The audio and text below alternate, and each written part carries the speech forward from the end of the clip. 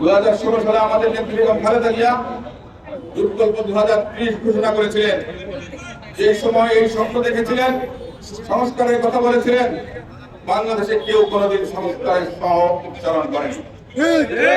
বাংলাদেশ জাতীয়তাবাদী দল সবকিছুতে সবার আগে যেমন আমাদের নেতা বলেছেন সবার আগে বাংলাদেশ, ঠিক তেমনই বাংলাদেশ জাতীয়তাবাদী দল মনে করে সবার আগে সংস্কার, সবার আগে জনগণের গণতান্ত্রিক অধিকার, সবার আগে জনগণের ভোটাধিকার, সবার আগে বিচার প্রাপ্তির অধিকার, আইনের শাসনের অধিকার, সবকিছুতেই কিন্তু বিএনপি এগিয়ে আছে।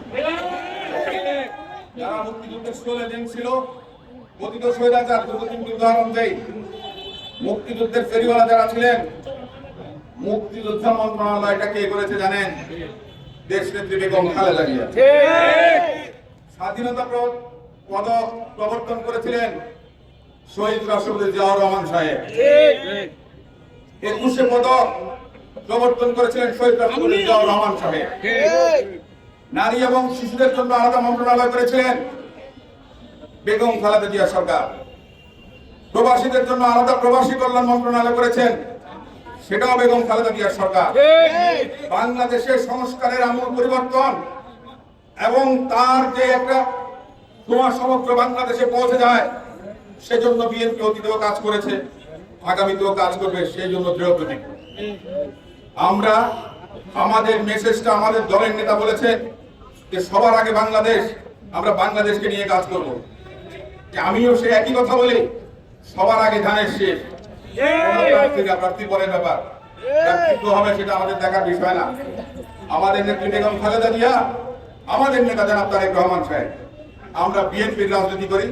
শহীদ রাষ্ট্রপতি জিয়াউর রহমানের 19 দফার যে আদর্শ, যে ভিত্তি, স্বাধীনতার যে মূল মন্ত্রগুলো, আমরা তা বিশ্বাস করি। আমরা জনগণের কাছে আমাদের সেই মেসেজটা পৌঁছিয়ে দেব যে অন্যদের থেকে বিএনপি কেন আলাদা, এবং বিএনপি হতে পেরেছে, আগামীতেও ইনশাআল্লাহ পাবেন। কেউ মনে করেন রাষ্ট্র পরিচালনা করতে গিয়ে অনেক সময় অনেক ভুল হয়, কারণ আমরা সবাই মানুষ মাত্র ভুল করে, কিন্তু সেটাকে অনেকে আপনার ভিন্নভাবে ভিন্ন খাতে প্রবাহিত করার চেষ্টা করেন, নোংরা রাজনীতি বন্ধ করেন। সংস্কারের জন্য আমরা লড়াই করছি। সেই সংস্কারের কথা যখন বলেন, তখন পজিটিভ সমালোচনা করেন, গঠনমূলক সমালোচনা করেন, বদনাম করার কোনো অধিকার নেই।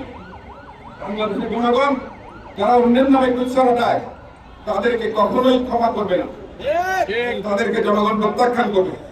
কারণ ভোটের মাঠে জনগণের সবার উপরে, আমরা জনগণের উপরে বিশ্বাস আছে, আস্থা আছে, আমরা জনগণের কাছে বক্তব্য দিকে করবো না।